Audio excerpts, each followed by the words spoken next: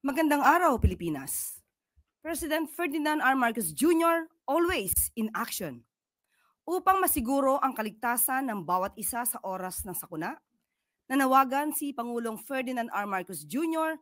ng pagpapatupad ng whole-of-government approach para masiguro ang walang tigil na tulong at suporta ng gobyerno sa mga kababayan nating binaha dulot ng malakas na pag-ulan dala ng bagyong Krising, Dante, Emong at ng hanging habagat. Kaninang umaga ay binisita ni Pangulong Marcos Jr. ang evacuation centers sa Mali Elementary School at Santa Ana Covered Court sa San Mateo, Rizal na lubhang nasalanta ng bagyo.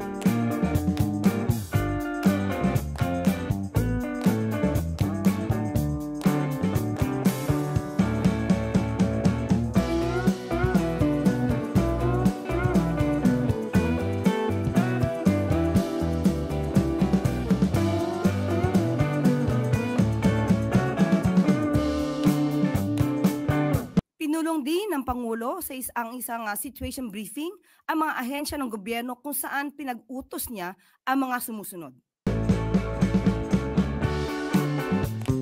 Pag-deploy sa mga search, rescue, and recovery teams ng AFP, Philippine Coast Guard at PNP para agarang tulong sa mga binaha at mga sa mga panahon. Siguraduhin ang SBS na nagiging asahan ng mabilisan na mamamahagi ng gamit ng tax at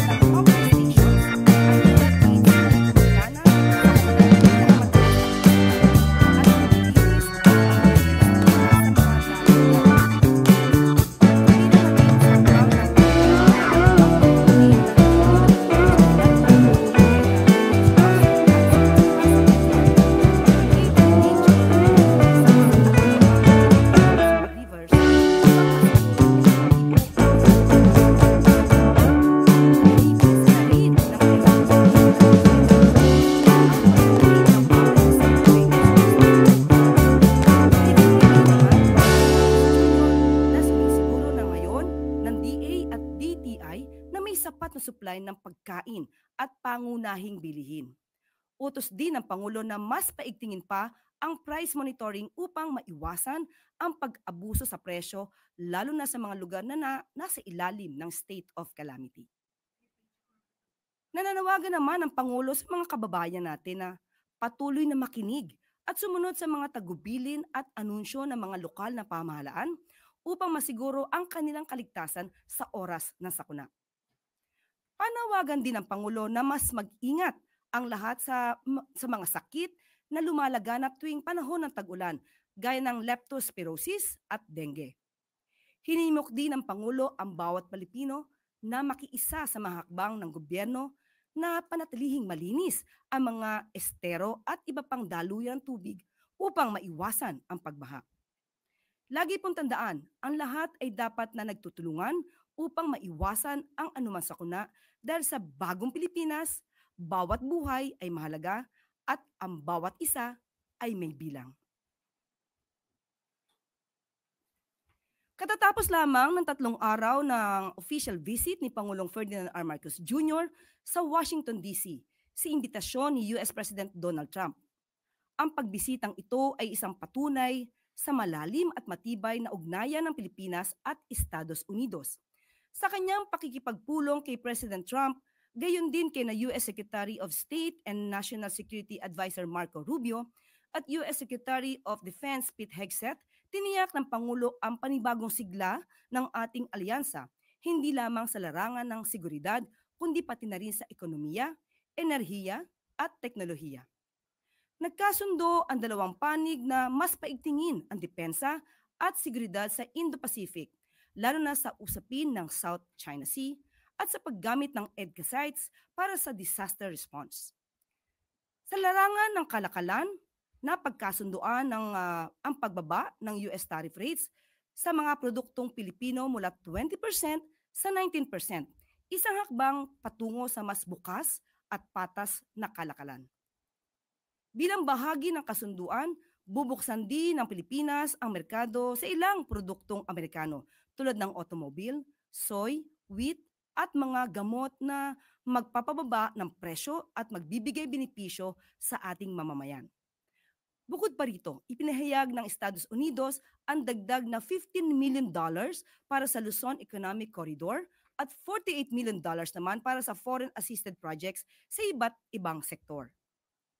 Nakipagpulong din si Pangulong Marcos Jr. sa mga leader ng sektor ng infrastruktura, healthcare at semiconductors kung saan nakalikom ang Pilipinas ng mahigit $21 billion na investment pledges na inaasahang lilikha ng libo-libong trabaho para sa mga Pilipino. Well, it's tough. He's a very tough negotiator. So far, we're not there because he's negotiating too tough. In fact, I used to like him better than I do now. He's too tough. But we'll probably agree to something. But he's a strong negotiator. He loves your country. But it's a great honor to have President Ferdinand Marcos Jr. of the Philippines. Of course, we're all very happy to be here to once again reaffirm the very strong ties between the Philippines and the United States, ties that go back over 100 years. With the leadership of President Trump, I am very confident that we will be able to achieve that. I think it is worthwhile to remember that it was President Trump who, in his first term, characterized the relationship between the Philippines and the United States as ironclad. And that has been necessarily the case since that time that you made that statement. And it is something that the Philippines will always hold close to its heart. Ngayong araw ay makakasama natin si Special Assistant to the President for Investments and Economic Affairs, Secretary Frederick Go, para bigyan tayo ng update tungkol sa US tariff negotiations. Good afternoon po, Secretary Go. Magandang hapon, Claire.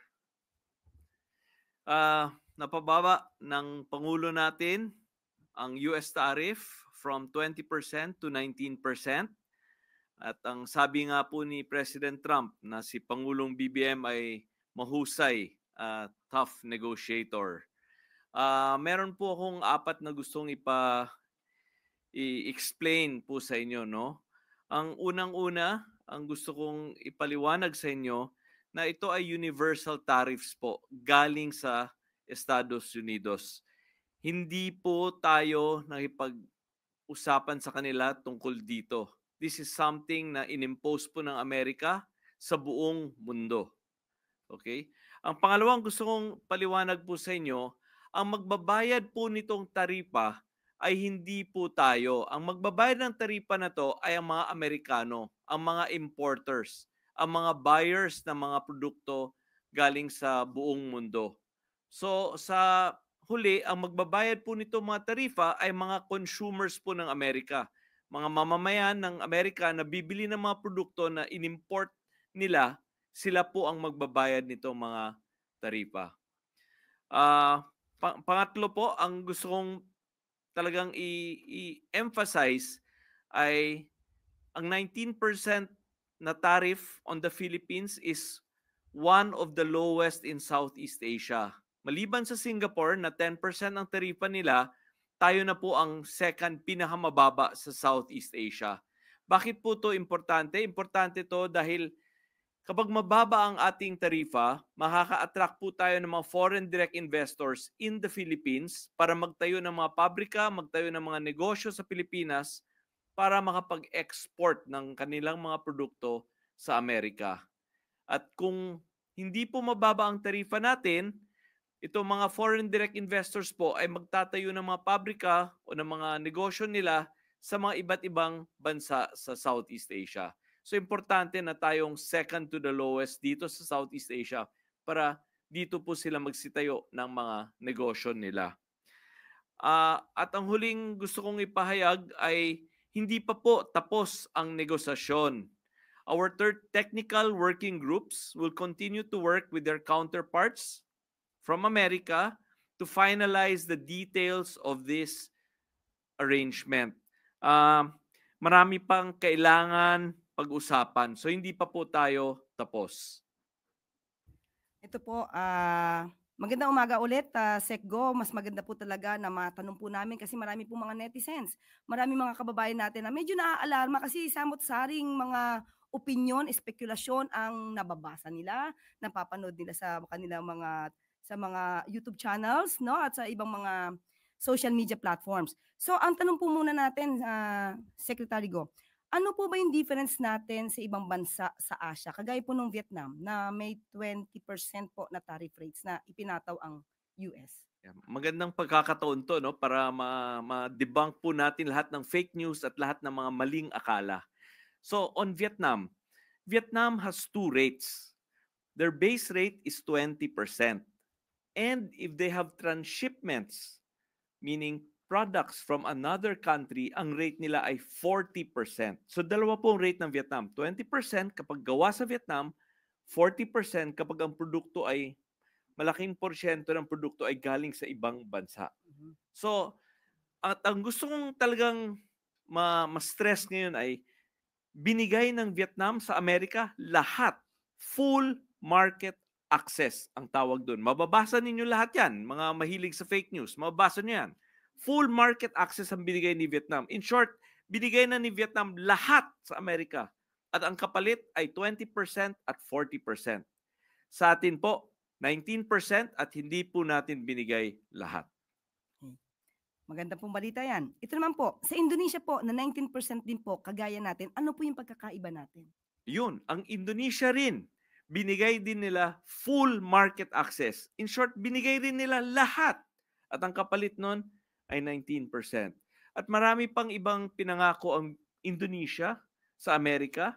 Mababasa niyo po yun sa news. For example, nangako pa ang Indonesia na bibili sila ng 50 Boeing planes from America. Malaking bagay po to. Tayo, wala po tayong ganung pinangako. Okay po. May mga concern ng ibang politiko at mga ulat na maaapektuhan ang agricultural industries dahil binuksan daw natin sa US itong mga produkto natin na nandito sa Pilipinas. Gaano po ito katotoo? Hindi rin po to totoo. Magagaranti ko po sa inyo, talagang pinag-aralan namin lahat ng mga malalaking industriya natin sa Pilipinas. Lahat ng where we are a significant market producer.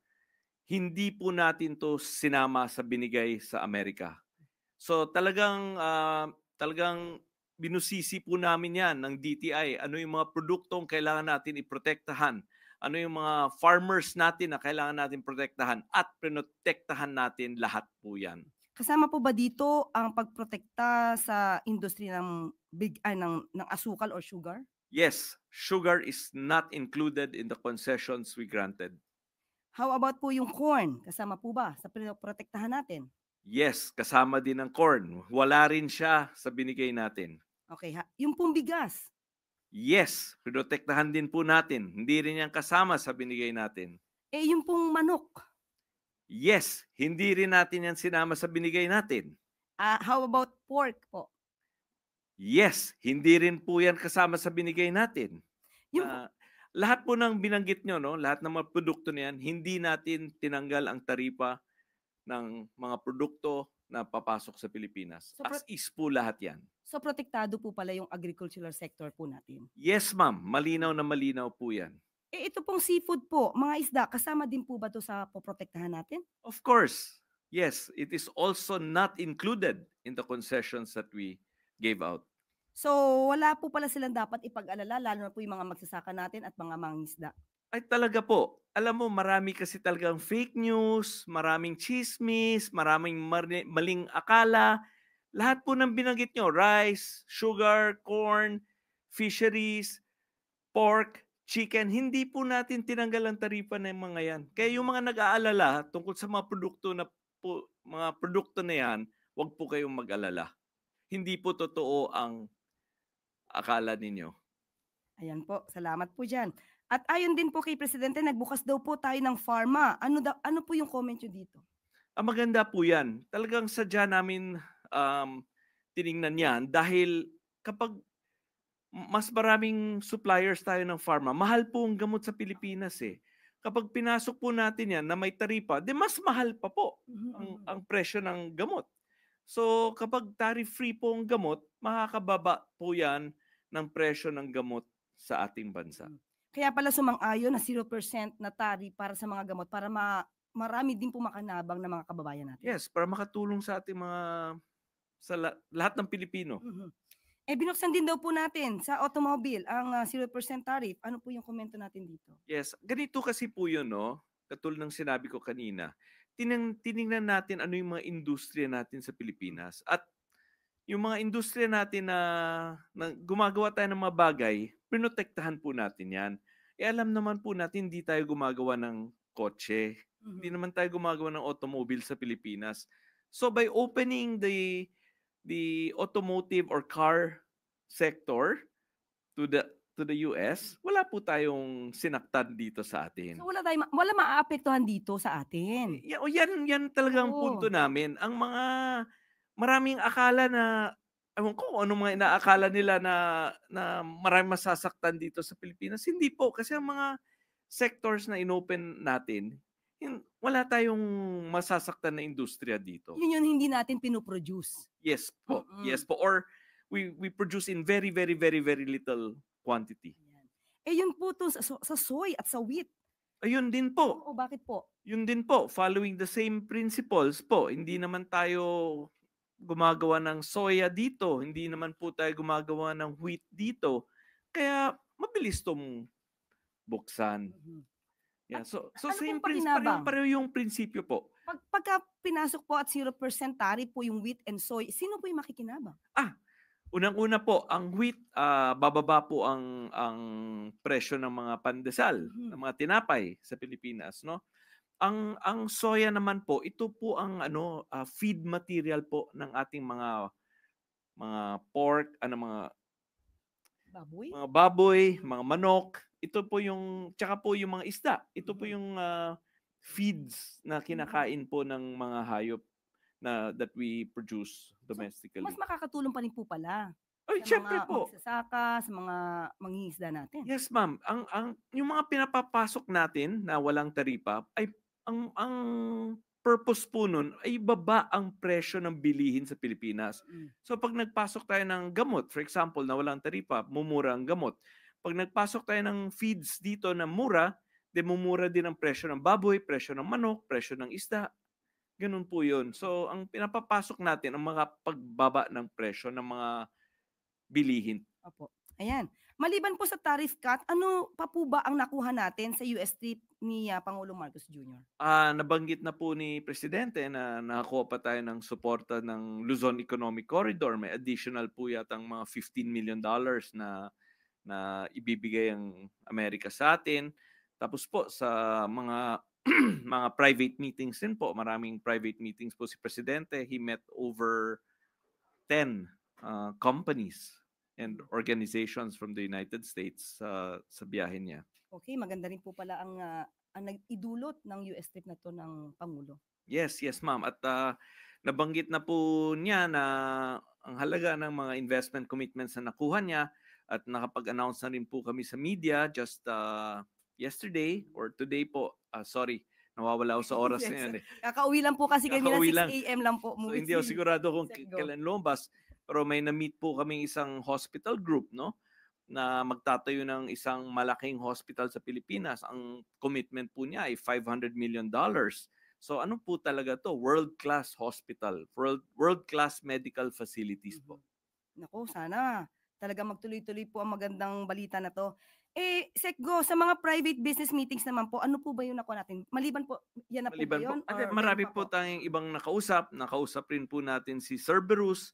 Sila po yung nakabili ng shipyard sa Subic na ngayon may Hyundai shipbuilding facility na tinatayo dyan. Ang good news po doon ay ang Hyundai, originally ang opening po nila ay next year, 2026. May good news sila sa amin na they believe makaka-open sila ng fourth quarter of this year. At ang Cerberus rin po ay tumitingin sa mga iba't ibang mga businesses katulad ng energy, logistics sa Pilipinas, and nag-iisip sila mag-invest ng mga 10 to 15 billion pesos po sa Pilipinas. Na-meet rin po ni Pangulo ang I-Squared. Ito po si I-Squared, ang dami lang negosyo po sa Pilipinas, pero ang gusto nilang palakihin po ay yung LNG, liquefied gas, at cold storage facilities po dito sa Pilipinas. At na-meet rin po ni Pangulo ang GIP na nag-iisip po mag-invest ng napakalaking halaga sa infrastructure dito sa Pilipinas. Ito naman po mula kay Ivan Mayrina, Sec Go. The 19% tariff that Trump announced is an increase from what percentage? Or is this a totally new tax? So from zero, yun po yung tanong po. Ang ni Ivan. 19 po na to, before we went to the US, it was at 20%. So with our trip, napababa po to ni Pangulo from 20% to 19%. Okay, ito pa po, mula naman po kay Jean Mangalus ng Philippine Star. While President Marcos has dubbed the 1% reduction on tariff rates as a success, many are calling this, sabi nyo nga po, may mga fake news, many are calling this as an unfair deal since we would open several markets to the US. Pero paano na-explain nyo na rin po? Pero sige po, ano po, what's your reaction po on this? Yeah. Ay, unang-una po ay hindi naman kasi talaga po to deal, no? Kaya pinaliwanag ko sa umpisa po na hindi naman to isang tarifa na bilateral discussion or multilateral discussion. Unilateral po ito. Talagang inimpose lang po ito ng Amerika sa atin at sa buong mundo. At hindi lang po sa atin. Sa buong mundo niya po ito ginawa. Kasama na ang European Union, kasama na po ang Japan, Korea, Mexico, Canada, China. Lahat po ito inimposean niya ng tariff. So hindi naman tayo nag-iisa dito. So, Sir Secgo, sabi niyo po kanina, hindi naman po tayo magbabayad. Hindi tayo magbabayad doon 19% na tariff. Kundi mga nag-i-import sa Amerika, most probably baka mga US citizens pa po ang magbabayad dito. So can you elaborate on that po? Na example po, kung mag-export po tayo ng isang bagay from the Philippines, let's say ang halaga niya ay $100. Pagdating po niya sa Amerika, ang bumibili from America, kailangan niya magbayad ng $19 na buwis sa Amerika. So ang cost po niya sa Amerika ay $119 para sa produkto na yan. At kung ibebenta niya po to sa mga citizens ng Amerika, kailangan niya kumita, di ba? So dati, siguro kung nabili niya sa atin ng 100, bebenta niya sa customer niya ng 120, ngayon po, cost niya 119, siguro kailangan niya ibenta sa customers niya 150 na or 140 na. So, in the end, ang magbabayad po nitong tarifa na to ay yung mamamayan ng Amerika. Yung consumer doon sa Amerika. Consumer po doon ang magbabayad. So, kapag ganun po tumaas ang presyo, halimbawa ng produkto ng Pilipinas, tataas sa Amerika, so mas lalo tayo dapat maging competitive para kahit medyo mahal, talagang i-grab pa rin nila yung produkto ng Pilipinas. Yes, in a way, you can say that. Pero ang merong ang kasabihan kung tayo lang linigyan ng taripa, totoo ang sinabi mo. Pero kung ninagyan din ng taripa yung buong mundo, edi pantay-pantay lang po lahat. Mhm. So sir, ang ibig sabihin nito, since ang pinakamababa sa Asian is Singapore, Yes, at 10%. 10%, yes. Pero since sabi nyo kanina, wala tayo masyadong binigay na concession sa US. Kumbaga, talagang pinaglaban din ng Pangulo yung mga karapatan ng mga magsasaka natin, mga mangingisda natin, at iba mga industriya dito. So, ang lumalabas ba is parang second best tayo sa Singapore. We're really second best at 19%. At 19, kasi after Singapore at 10%, tayo na yung pangalawang pinakamababa. Mhm. Pero syempre, meron din tayong binigay sa Amerika, Mhm. no, as concessions. However, talagang defend natin, pinagprotektahan natin yung mga importanteng mga sectors dito sa Pilipinas. At sa mga naririnig ko in the last few weeks, ang concerns talaga ay revolving around mga agrikultura, di ba? At talaga naman protektahan namin yan. So, never was there a moment na yung mga sectors na concerned sila ay binigay natin. Never natin po yan binigay. If you have personal knowledge po, Sekgo, bakit tinawag na tough negotiator? Medyo nahihirapan bang magkaroon ng negosasyon with Pangulong Marcos? Kasi medyo ayaw niya ibigay to, kailangan ipaglaban to. May ganun po ba? Comment po yan ni President Trump. Ine-echo ko lang po yung sinabi niya. O yun po. At ito pa po, mula kay Alexis Romero. Parang nasagot niyo na rin po kanina. But anyway, banggitin ko na rin po. Ambassador Romualdez says the trade negotiations will continue. So, parang sinabi niyo po, opo, hindi pa po tapos ito. What are the desired outcomes of those negotiations? Well, yeah, nabanggit ko na po kanina na hindi pa to tapos. Maraming pang kailangan pag-usapan. Lahat ng fine print, parang kontrata po ito eh. Maraming pang detalye kailangan natin ayusin. At syempre, pinaglalaban din natin yung mga ibang mga sectors natin dito sa Pilipinas that are exporting to America. Syempre, hihingi tayo na sana mapagbigyan na ng pabor ang mga export industries natin. So, kailangan din po rin na natin itong pangalagaan din. Of course, of course. Ayan. So, maraming salamat, Sekgo, sa iyong mga kasagutan sa mga katanungan ng mga netizens at from the MPC. Salamat po. Salamat. Thank you. At yan po mga kababayan, naliwanagan po tayo kung ano ang katotohanan mula sa mga taong tunay na nakakaalam at mismong kasama ng Pangulo sa meeting with US President Donald Trump. Huwag po tayo maniwala sa mga haka-haka at espekulasyon ng iba na hindi naman alam ang kabuuang naganap at wala mismo sa US trip ng Pangulo. Muli, atin pong binibigyan diin na hindi gagawin ng Pangulo at ng kanyang economic team ang anumang hakbang na makakasira sa ating ekonomiya, sa taumbayan at sa bagong Pilipinas. At bago po tayo magtapos, good news po ito sa mga commuters sa Davao. Libreng sakay, nakaabot na sa Mindanao. Umabot na sa Mindanao ang libreng sakay ni President Ferdinand R. Marcos Jr.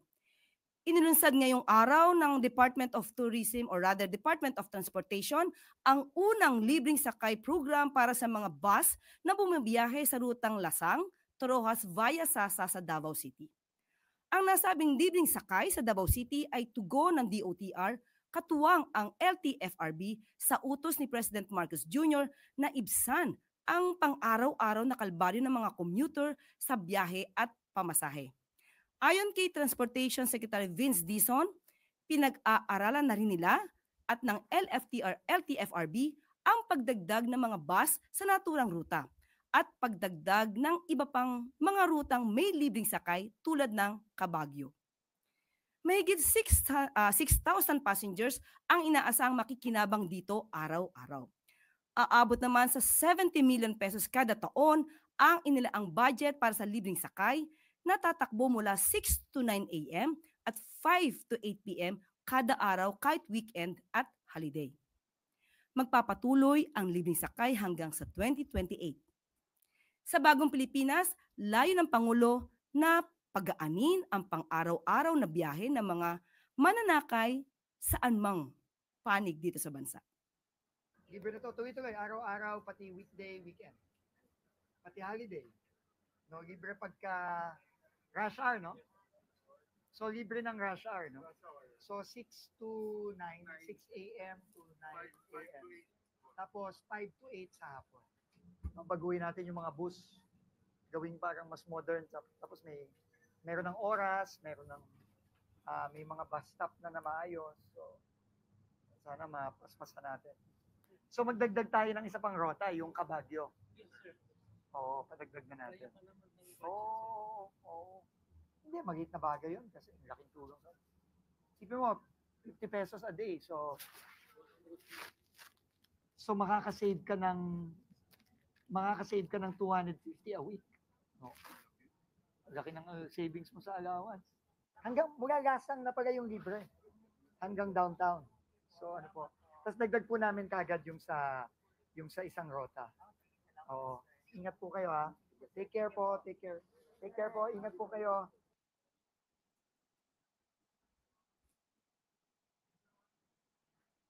At dito na po nagtatapos ang ating press briefing. Magandang araw para sa bagong Pilipinas.